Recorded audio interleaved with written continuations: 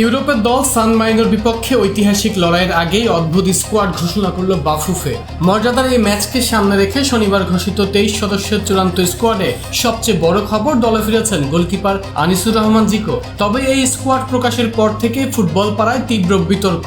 প্রশ্ন উঠছে, এটা কি জাতীয় দল নাকি পজিশনহীন এক জোড়াতালির স্কোয়াড? নতুন কোচ ডুলি ঘরোয়া ফুটবলারদের পরখ করার সময়ই পাননি, তাই দল নির্বাচনে তাকে কাঠগড়ায় দাঁড় করিয়ে লাভ নেই। এই স্কোয়াডের 90%ই করা হয়েছে সহকারী কোচ হাসান আল মামুনের রেফারেন্সে। আর এখানেই বেঁধেছে মূল খটকা। দল নির্বাচন নাকি কোটার প্লেয়ার পূরণ, তা নিয়ে খোদ ফুটবলারদের মাঝেই চলছে কানাঘুষা।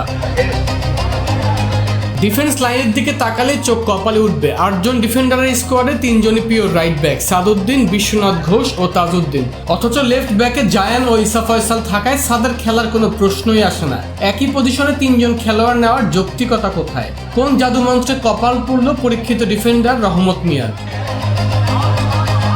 সবচেয়ে বড় তামাশা ফরওয়ার্ড লাইনে। পুরো স্কোয়াডে ফরওয়ার্ড মাত্র 4 জন, যার মধ্যে কোনো ন্যাচারাল নাম্বার 9 বা প্রপার স্ট্রাইকারই নেই, সবাই উইঙ্গার। ইব্রাহিম বা তরুণ মিনহাজুলদের ছেটে ফেলে আক্রমণ ভাগকে পঙ্গু করা হয়েছে। অথচ যেখানে গোল করার লোকই নেই, সেখানে মাঝ মাঠ অনর্থক 8 জন মিডফিল্ডার দিয়ে বোঝাই করা।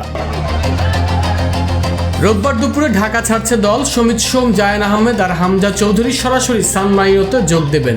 র্যাঙ্কিংয়ে বাংলাদেশ 181 আর সান মারিনো 211 হলেও ইউরোপের মাটিতে এই ম্যাচটি বিরাট মর্যাদার। কিন্তু এমন গোলমেলে স্কোয়াড নিয়ে কি ইতিহাস গড়া সম্ভব? আরমান হাসান, কালবেলা।